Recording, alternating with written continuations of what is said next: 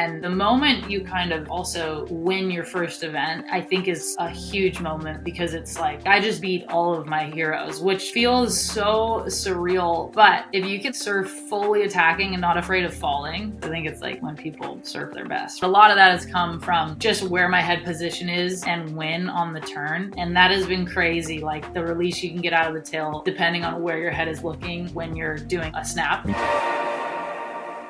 Do you struggle with your paddle power? Well, I can go months without surfing and roll to pumping waves and surf 3-hour sessions multiple times a day after day after day by using the Basis Paddle Trainer. It was a total game changer for me, and it can be for you too.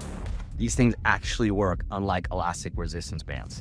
You can train your paddling anytime, anywhere, so you can catch more waves and have more fun. Just 10 to 20 minutes a couple times a week, and you're gonna be in insane paddle shape. Right? So remember, the key progression is more waves, and the key to more waves is more paddle power. Check it out at surfbasis.com. You're going to be stoked. All right. Welcome to the Basis Surf Podcast. So excited today. We got Lakey Peterson, who is a World Tour competitor from Santa Barbara.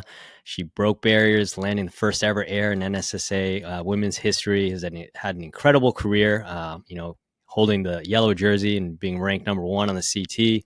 She just put out a film called Making Waves with 805 Beer, which is incredible. I really encourage you all to watch it. And I have a ton of questions from that, from the film that I wanted to get into. And I also just want to call out and shout out your YouTube channel. It's just a wealth of educational content. You get super nerdy on the technique and the training and all that. So we're going to talk about a lot of that as well, because I want to pick your brain. So first of all, just thanks for joining, Lakey.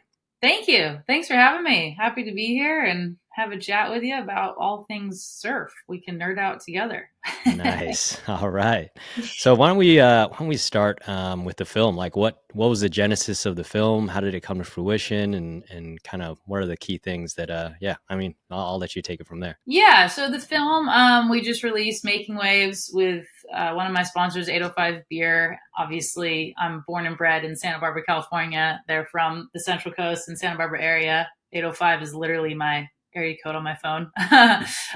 So the partnership was just super natural and authentic. They came to me with the idea of wanting to do a film, and it worked out because last year was not my best year on the championship tour by any stretch of the imagination. So I had the second half of the year off, actually, because I just fell short of that cut, but I got the wild card for this year to compete and be back on tour. So it actually worked out really great with the timing of filming the movie, because otherwise, I really wouldn't have had time to do a trip or go anywhere or put my time into making the film.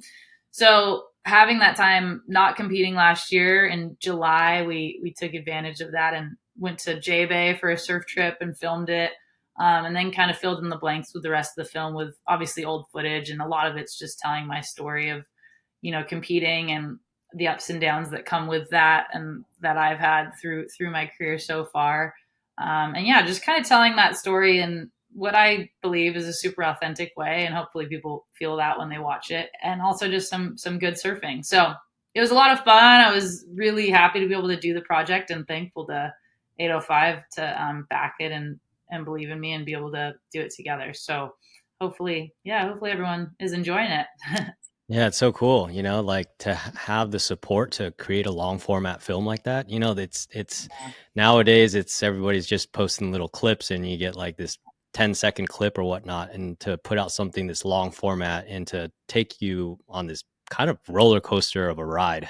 That's how I felt when I was watching it. It was really incredible beyond just like watching sick surfing, Thank you. Yeah. I feel like, everyone puts out edits or little clips here and there. And in this film, I've said, like, it's not, the surfing is great and I have some amazing surfing moments in it, but it's not as much about this hardcore surf edit. It's not like a leave a message film that I did back in the day or a, modern collective type of film. I'm not going for that. The surfing's great, but it's really more about the story and just showing like sides that people don't get to see of competing and how amazing it is, but also challenging it is. And hopefully, like I said, hopefully just that story is something people can kind of resonate with on some scale. So I think it came out great. I'm proud of it. And I'm excited for the world to see it. Nice. Yeah. Well, let's go through this roller coaster a little bit. Let's start at the beginning because My God. I mean, qualifying for the tour at such a young age, breaking barriers, landing the first ever air in, women's history at such a young age, and like throwing down in that way, you must have felt on top of the world, right? And, winning the US Open against your heroes in your rookie season. I mean, what was that like? Like Yeah. going from being like a Grom and you're just like wondering, you're like, can I even compete with these people? And then you're just like taking down your heroes and stuff. Like what was that like? It's a surreal feeling. I think everyone who probably makes the tour experiences it at some point. But for me, my first year I was 17 on the championship tour. I qualified when I was 16 and then turned 17 on my first year. And it is crazy. You kind of go from, you're such a kid. At that age, you don't think you're a kid. You think you know it all. But you are, now even being a little older on tour and seeing the girls come on, I'm just like, wow, you're so young. But that was me, too. And it is surreal. All of a sudden, I was in heats with Chris Moore and Stephanie Gilmore, and even Sofia Milanovic was on tour my first few years of tour. So all of a sudden you're like, wow, I'm here with the girls that I've looked up to my whole life and challenging them. And the moment you kind of also win your first event, I think is a huge moment, because it's like, I just beat all of my heroes, which feels so surreal. Doesn't feel wrong, but in a way it's like this unbelievable, like, wow. I just had Chris Moore in the final and I beat her. And I think I've been lucky enough to experience that and to be able to win on the tour at times. And I think as a young girl, though, to do it was just this like, holy smokes, I guess, I do belong here and I can do this. And it's just so cool to be pushed by all the other girls on tour at that age and at my age now. Like, it's such an awesome environment and all the girls are so good. And it's just such a fun challenge to see if you can win and to be able to do it kind of week in, week out. I loved it when I was young. I still do now, but at that age, you're just like soaking it all in. It's so cool. Yeah. When you were 17 and you're doing this, what was your mindset then? Were you kind of just like, oh, let me see what can happen, and then you just ended up winning? Or were you coming in and did you have a lot of trepidation, or were you just like fully confident? You're like, all right, I'm just going to go in and make this happen. Gosh, it feels like so long ago now. I think my headspace, honestly, my first year on tour, I was probably a little bit cocky. Wouldn't have liked myself now looking back. You do really well as a junior. Everyone who makes the tour is doing really well as a junior, and you get on and you kind of think like, oh, maybe I got this.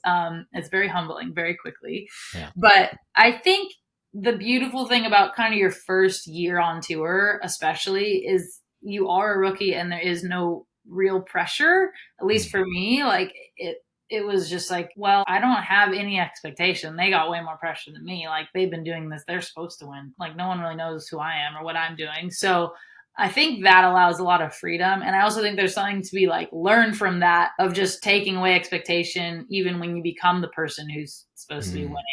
If you can kind of like go back to that, no expectation, I'm just going to go out and surf and attack and like surf without any form of fear. I think that's when the magic happens. And I think for me, that first year, I was just kind of surfing. I was surfing to win, not to lose, if that makes sense. Like, just zero fear there. And that's a beautiful place to be able to compete from. But it's really hard to get there. But I feel like it's a little bit of ignorance is bliss that first year. You're just kind of rolling with it. And it's such an interesting dynamic that I think applies to everyday surfers as well, right? Like, if you have these expectations of how you're going to surf, obviously you're at this elite level, but even if you're just like a random guy or gal that's trying to surf and you have this expectation in your head, but then that can hold you back, even though you might be actually surfing better. And that's the interesting thing for you, is that you won the US Open and you're like doing better. And then this is what I wanted to get into afterwards. Then you went for a stretch where you didn't perform as well. And maybe was that because of that expectation that you had on yourself, or like, what do you think caused kind of that difficult stretch that came next? It's a great question, because I started out with all the success and then I went so long without winning an event. I went all the way to 2018 without winning a single contest, which is crazy. And of course, like, in that time I had made finals and like had good results in good years, but to go that long without winning an event, it was pretty like, whoa, what is going on? And I think maybe a little bit is expectation. I think the other thing that can happen is like, and this was a super particularly long rut to be stuck in, but it's just self-belief. And when you're not really doing too good, or you're not winning, or even just getting solid results like thirds, or just constantly getting a few good results, it's really hard to stay confident. And especially for me, I'm super self-critical and just felt like a complete failure if you're not kind of winning, which is a ridiculous expectation now looking back to put on yourself, because you're going to lose a heck of a lot more than you're ever going to win, no matter who you are. I mean, even if you're Kelly Slater. So I think I was just young and felt like I kind of couldn't win, even though I won an event my first year on tour. But I think I got in this place of like, I just never really win. So I don't know if I can. Like, Carissa just dominates, and Steph just kind of dominates, and Sally and Courtney, like, they always win. So it would kind of be a miracle for me to win. I think I got stuck in that headspace for far too long. And honestly, that self-belief is like 80% of it, I swear. Because then fast forward to 2018, and I won Snapper that year, which at the time was our first event of the year. And that just steamrolled me into the craziest 2 years of competing I've ever had. So it proves the point too of like, you get a little bit of confidence, and that can project you on this amazing positive run versus not winning and just being kind of stuck in this rut. So I think a lot of it for me was headspace for sure at the young age. Yeah, it has to be. And I think that's what's so interesting about your trajectory when I think about it, because you come in, you're young, and then you you do incredibly well. And so you probably are just on top of the world, and you're like, oh, I got this. It's going to be easy. And then you hit this wall, and it just took an incredible amount of endurance to like go that, and Yeah. so it's interesting because I would imagine you would have started off feeling super confident, and then you'd shift to, I mean, did you feel like an underdog during that time period? And, you just had this drive in the back, and you're like, oh, I got to get through this, or like, how did that feel? Yeah, kinda. I remember there was like a season I got Sally every single quarterfinal, I swear, like the entire year, and I never beat her. And I was like, oh my gosh, I cannot get better than a fifth place. Like, I can't beat her.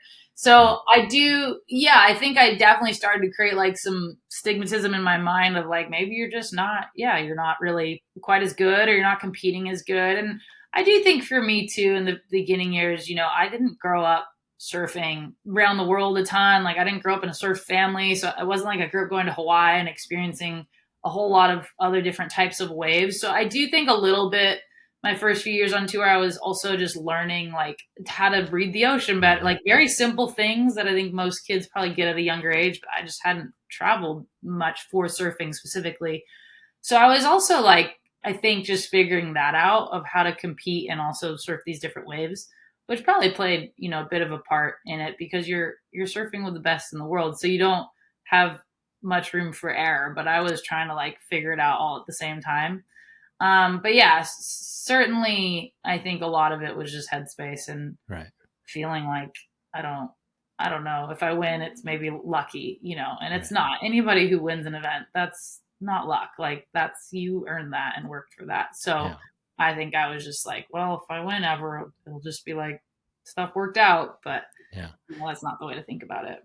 But I wonder if it actually gave you extra drive, to train harder and try harder and keep enduring. And, that kind of strength obviously led to kind of breaking out of that hump. And, that's pretty amazing to see, and it's funny that you were talking about that. I interviewed Zeke Lau, and, you think coming from Hawaii, you're going to be surfing. It's going to, because you have such good waves there, that it's all going to be easy. But he talked about the same thing. Like, he struggled when he had to go to Portugal and surf beach breaks. He didn't know how to surf beach breaks, And I guess you, if you're in Santa Barbara, you do have access to beach breaks, but you're probably just surfing perfect rincon a bunch. Pretty much just grew up surfing a point break. I was like, well, I sit where the pack is and I just take this wave. I had no like, where's the waves at? Where's the bank at? Like, never learned to do that.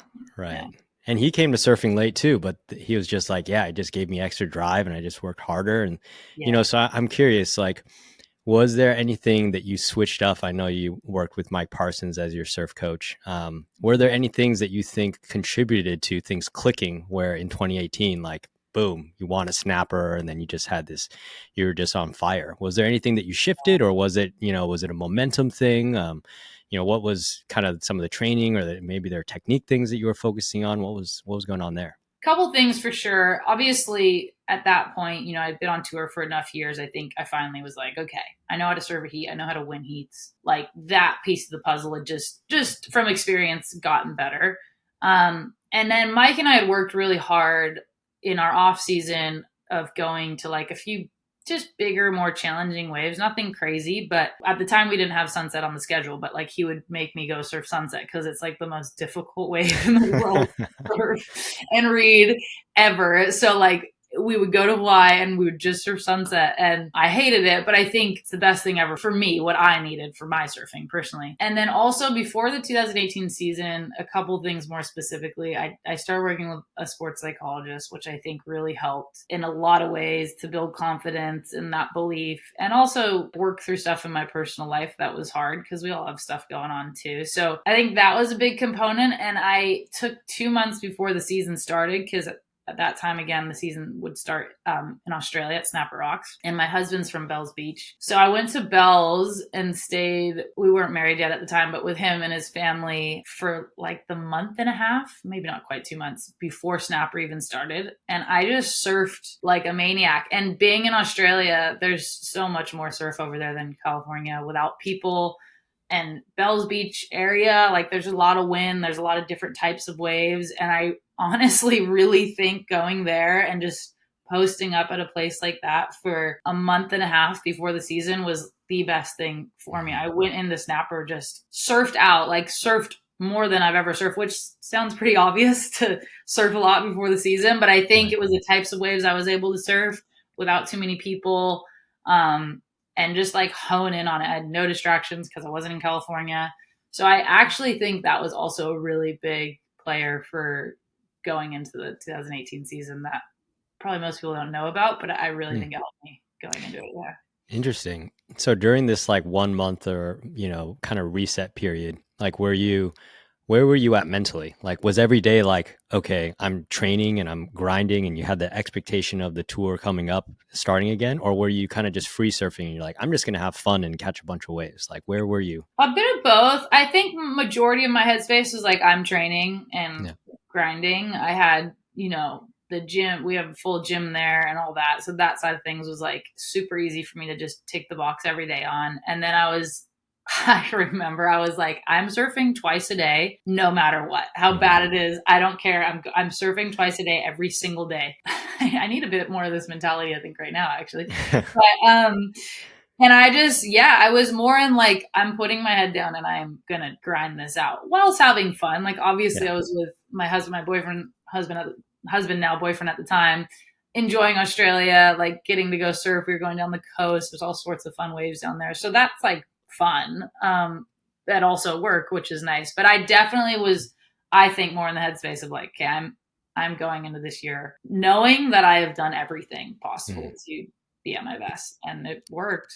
Do you remember anything that you were focused on specifically in your surfing when you were like, okay, this is going to be what I'm going to focus on to change things around in 2018? Yeah, I was working a lot at the time on my carve, like my wrap, which I think has become kind of my best probably maneuver that I have in my power. And I was surfing Winky Pop a lot, actually, because it's just down the road and such a good wave. And so that, I think, it's obviously this big long right hander, and you can kind of do whatever you want on the wave. It's such a good wave. I was really working on linking turns and then my big powerful wrap. And I think that improved a lot in that time, that off season. Like I really got down that torque and that wrap that everyone has seen me do 1,000 times now because I've gone to it so much. But that was the year I like felt like I didn't perfect it because I still have a lot of work to do on it, but really got way better at it. And that maneuver got me a lot of nice scores through the year. So I think I kind of honed in on that, and it helped a lot. Yeah.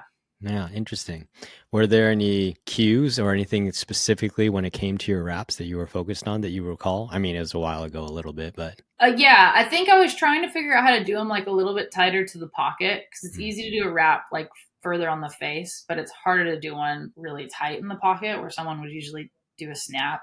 If you can wrap there, I think it's more difficult and it looks better. And it's something actually I think Mick Fanning is like the master of it. He's got like 4 different variations of it, and he can do like a high and tight one, or a long drawn out one, or like a midway one. So it was just kind of figuring out how to do my best version of my wrap on the steepest, bowliest part of the wave that I could figure out how to do it on. And I think that would translate into scores, which it definitely does and did.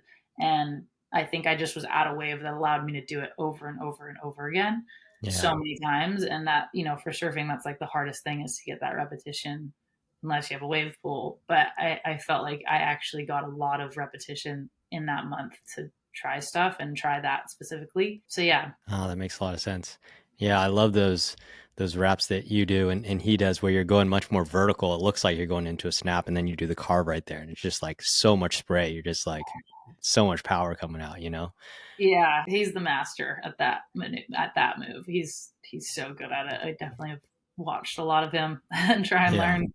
And it takes like this mental recalibration, because you're coming into a section and you're thinking like, oh, I'm going to do a snap here. But then you're like, I'm actually going to try to wrap it, and that definitely takes some adjustment. But that's why you had perfect waves, and you're like, I'm just going to go for it. That's sick though. Yeah. Nice. So you're training a ton. You got that momentum with that initial kind of the initial win, and then kind of how did the rest of the year feel for you? So winning at Snapper in 2018, it was like this huge. I go into it actually in my film that we just released, and it was just a huge weight off my shoulders. Like I felt like finally I cracked the code and I can do it, and I well and truly won this event in good waves, which I always think if you win in good waves, I don't know, it just feels like everyone can surf their best when the waves are better, and it just felt like, okay, like I did it. And that just set me on this trajectory of it just gave me so much confidence. I was like, okay, I'm getting good scores, I'm putting good heats together, and then I just went with it. Like I just went on a great run that year of winning events, but just staying super consistent too. It was like 5th, 3rd, 2nd, 1st. Like I was just always in that top finals day appearance. And that for surfing is everything. Like having that consistency. It's one thing like win an event, but then get to 9th and then win one. But I was really able to like hold that consistency through the whole season, next few seasons. The more I would go along and get another good result, like the more confidence I would get naturally. So yeah, it led into like this crazy couple of years. It was really, really, really fun.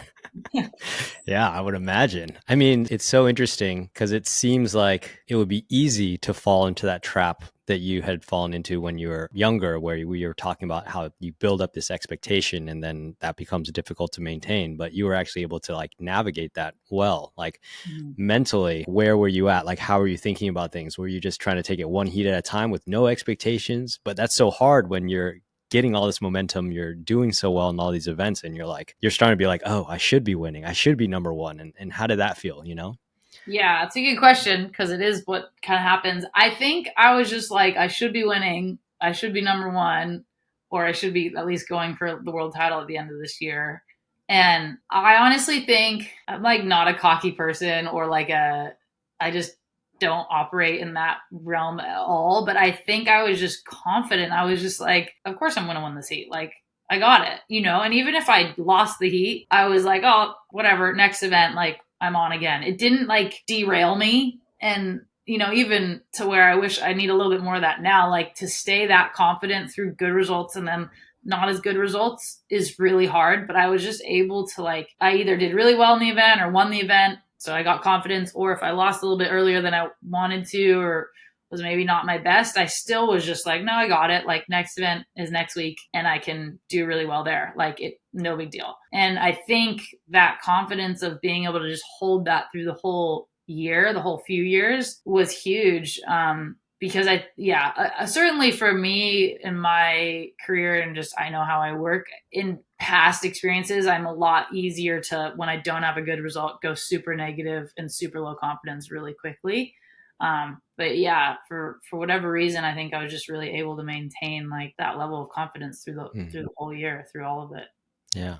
Well, you mentioned that you were working with, a sports psychologist. Were there any things that you guys were doing that helped you kind of maintain that confidence? Yeah, for sure. I definitely got introduced to like visualization at that time and seeing it and feeling it, how you want to compete and what you want to do. So I was doing a lot of that. I still do a lot of that. And then he helped me a lot with just stuff to do on the day as well to kind of take my mind off of the big feeling moment. Like enjoy the big moment that has some pressure attached to it, but also like how to just come back to a really simple place.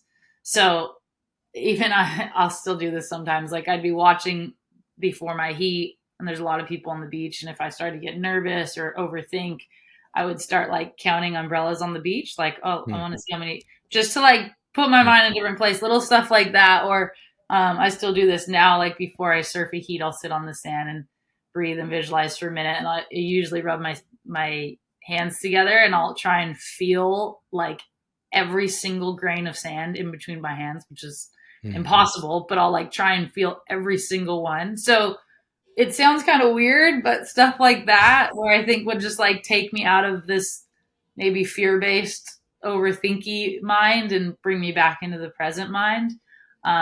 So yeah, a lot of just little cues like that, but I think they really help me for whatever reason. Yeah, it makes a ton of sense. The first one you mentioned, just counting umbrellas, that's, you're distracting yourself from kind of probably over reflecting, overthinking, and then rubbing your hands, you're trying to be present and stop being in the future and the past. And Yeah, I think all these techniques that you're talking about are so relevant. I mean, I know that some people are going to be listening to this and they'll be like, well, I'm not competing. Like, how is this relevant to me? But really, though, everybody is struggling to have a good surf sometimes, right? And, you're going to have good surfs and you're going to have bad surfs. And it's all about how quickly you bounce back when you have these bad surfs. And for you, it's like just this pressure cooker of a situation because, you got your performance in the tour on the line. And that's where it's really interesting to see the techniques you use because that's where if it can handle that kind of pressure, it can handle pretty much anything. So for sure. Yeah, I think anything to just get you back, like reset your mind if stuff's going false. Even, sorry, this is now long winded, but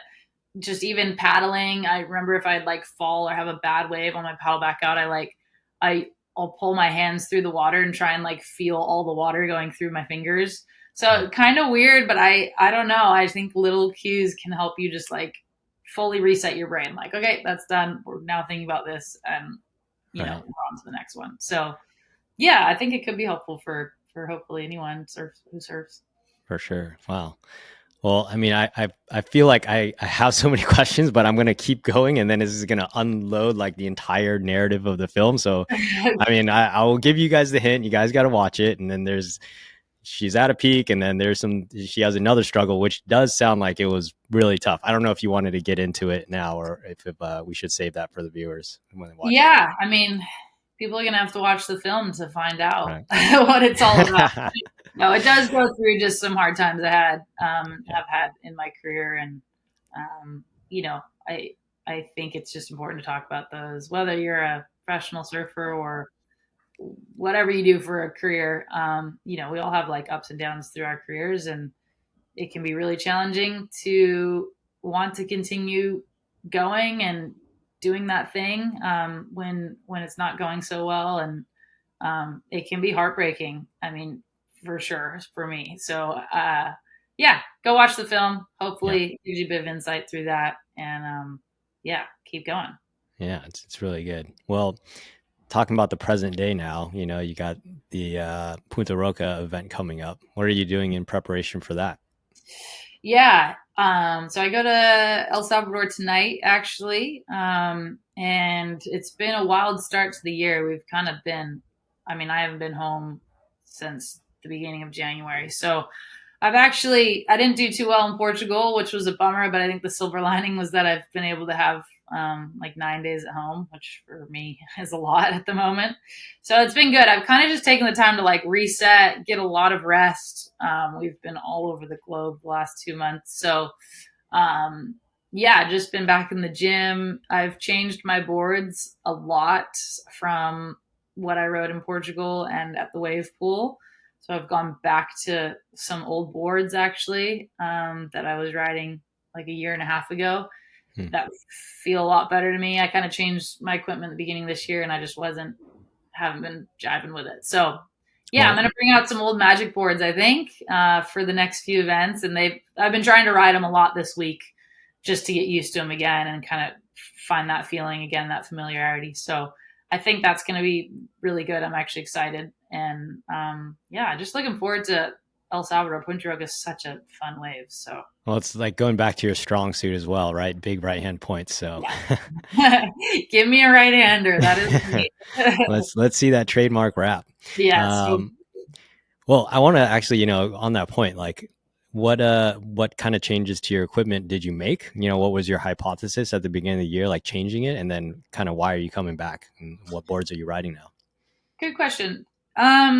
So I've worked with Channel Islands, Almeric for my whole life, and they're the best boards in the world, in my opinion. The support's amazing. Britt and I have a great relationship, and yeah, I feel like we're always just trying to evolve the equipment and make it better.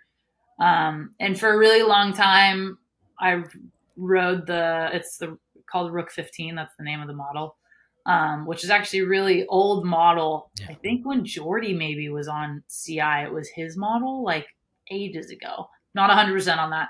Yeah. But anyways, it's got a ton of rocker, like a lot of rocker. And I've ridden that for so long. I'm so used to it. And I love it because it has so much rocker. That obviously allows you to turn like on a dime. But the trade-off with a lot of rocker is that you don't get as much natural down the line speed. So I've kind of struggled with that at some events, some spots that don't naturally give you quite as much speed. So this year I was really trying to find a short board that is a little bit flatter that I could still turn, but makes it a little easier for me just in between maneuvers to just carry that speed. And I actually feel like we've made a lot of progress. A lot of the people on tour are riding this new model we've been working on. It's like a variation of the Too Happy and a Rook 15. And then a remix, which was Dusty Payne's model back in the day. There's another. We've been working on that model as well. So those are kind of what I've been riding this year, and they feel really good at times. But I just felt like I haven't been able to have like the quickness that I want to with my turns, like actual when I want to turn, like I want to be there now. And the Rook 15 allows me to like get there right when I want to be there. And I feel like I've just struggled to kind of have a board that allows me to turn on a dime quite as quickly. So that was a bit of a long answer, but I'm going back to Rook 15s for the next couple events. I'll still have my boards I've been riding this year with me, obviously, just in case. But I think for the next couple events, that model will fit the wave really well as well. So yeah, that kind of gives you some insight. Sorry, it might have sounded like gibberish. No, that made total sense. Okay. That was actually really fascinating what you're talking about too. Because I think about this a lot actually.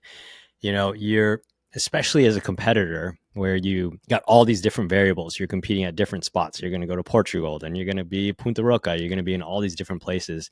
Mm-hmm. And if you're constantly changing your equipment around, like different boards, different fins, et cetera, that's just like another variable that you're going to have to like be able to control for. So, it makes a lot of sense. Like, I'm just going to keep that variable constant. I'm going to ride the same board that I'm really comfortable with so that you can just have that consistency. Yeah. And then you have the Kelly Slaters of the world who's like constantly tinkering new equipment. And people are arguably saying, he probably should have just stayed on Channel Islands and just, kept on riding the same regular shortboard, but at the same time, it does make sense. Like, you're trying to push innovation, you're trying to get something new. And especially if you've been surfing for that long on tour, you're like, I need to just mix it up. So it's like, it's a tension that you're trying to balance, right? As a surfer, you want to go with what's consistent so that you feel comfortable on and you know how it performs, but then you want to experiment and try things new. And so it's like, it's a tricky thing, right? And it's like risk reward, I guess. And, it makes sense to go back to old trusty though, especially if you're going to a wave that you're like, all right, I know what to do here.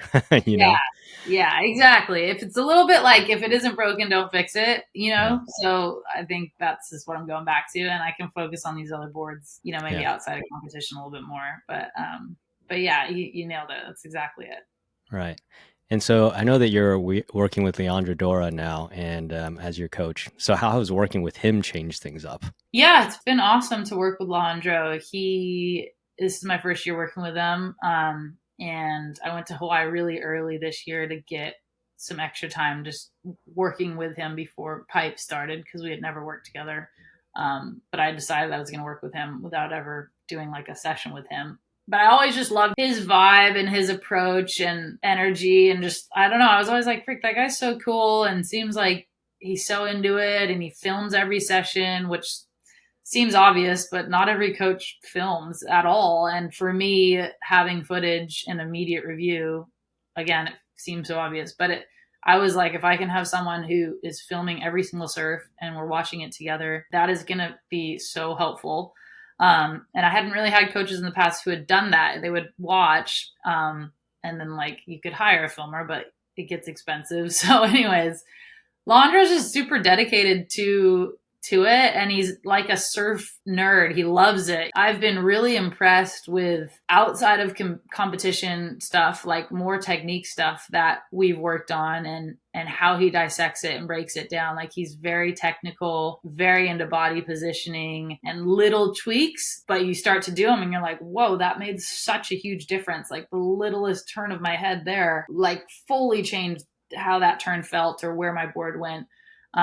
So it's been really fun. It's been fun to just have a fresh set of eyes, I guess, watching me surf, and, someone to yeah, just really dissect things that I haven't, especially after doing this for a while. So I've enjoyed it. And, hopefully we can get on a little roll in these next few events and show the world what we've been working on. It's been really fun.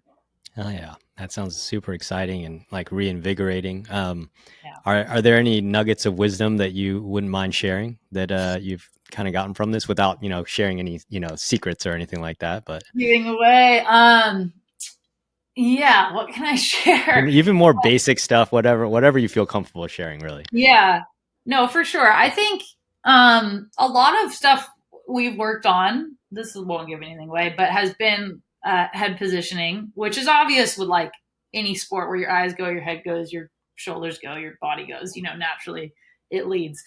So I've really been working on my snap in the off season, like a lot, because I have this bad habit of rotating the wrong way as I come off the lip.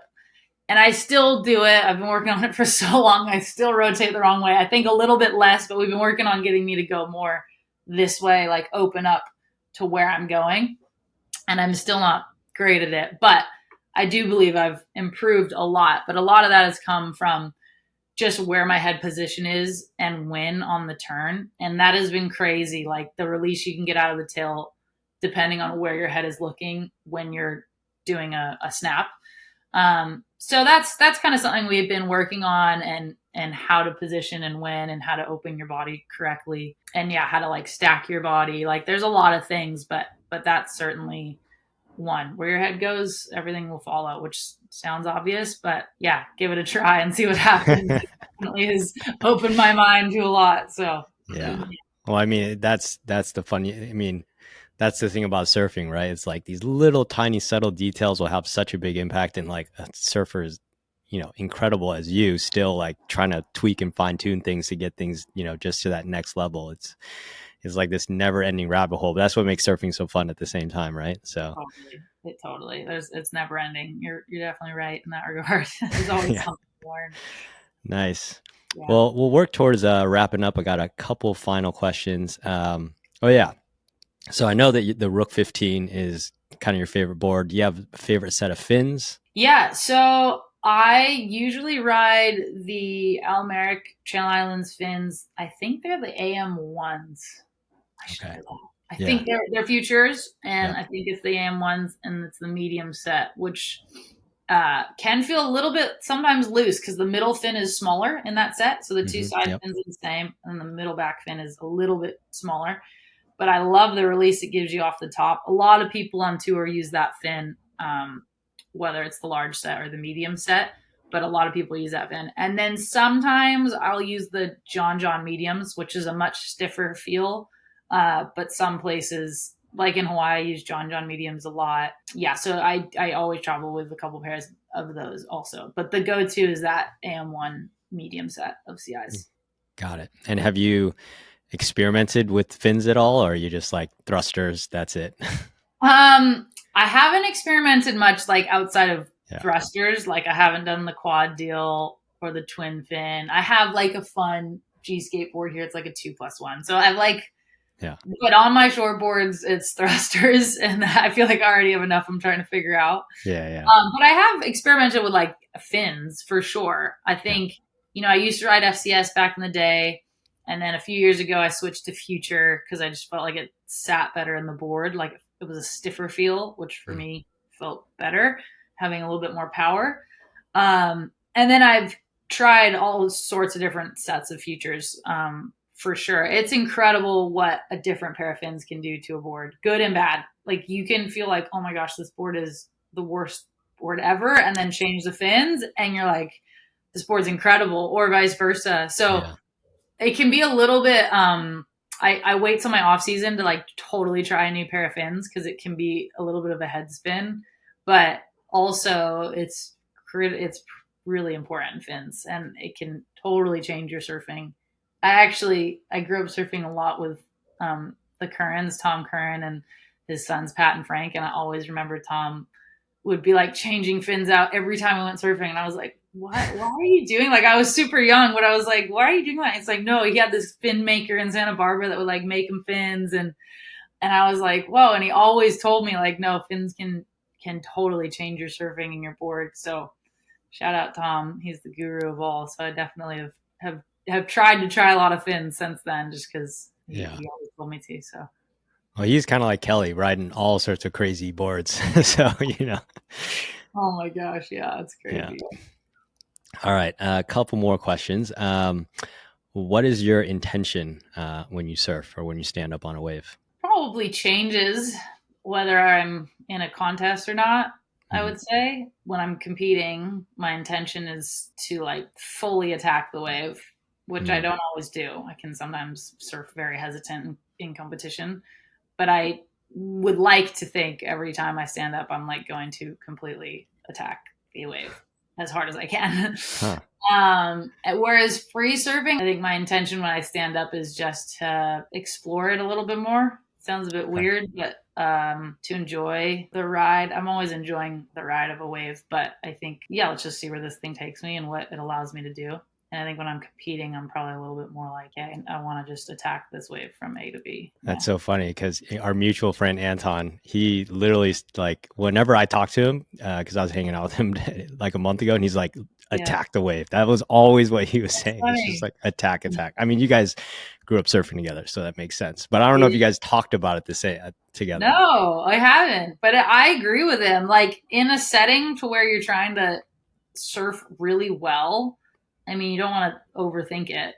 And a lot of surfing well is just flowing with it and going with it, obviously. But if you can like surf fully attacking and not afraid of falling, I mean, sometimes you're going to fall, but if you put it together and you're in that headspace, I think it's like when people surf their best for sure. Yeah. That's so interesting because I feel like so many people surf from a place of fear as well. Yes. You know? All the time. I do all the time, which is so bad. I don't want to do that, but for sure, because you don't want to blow the wave. Right. I think, you only get a limited amount, or you're competing, or whatever your circumstances. You're like, oh my gosh, I don't want to fall. But I think you got to just go for it sometimes. All right. Well, we know what you're going to be doing at Punta Roca. Just full on attack mode. So if I'm falling a lot, at least I'm doing attack mode. Nice. All right. Last question. If you had to surf the same wave for the rest of your life, what would it be? I've had this question before. I think it would be J-Bay, probably. But it's hard. It would be pretty gnarly to never go left again. So, and I can't do lowers. It needs to have an opportunity to get barreled, and that's just never going to happen. So I think it'd be J-Bay, probably. Okay. You wouldn't be Rincon? No, I love it. Well, if I could just, it depends on the question. Does it mean I have to live in South Africa? Because I'd rather at home. Right. You're at home, but then you're parked in front of this wave. This wave is whatever wave you want. Okay. Then I think I'd choose J-Bay. I think I'd choose J-Bay over. I love Rincon. It's my spot. But I think I would choose J-Bay probably. All right. Just a little bit more to it. Nice. All right, Lakey, it was such a pleasure. Thanks for joining. Thank you so much for having me. I really appreciate it. And hopefully we do it again sometime. That was awesome.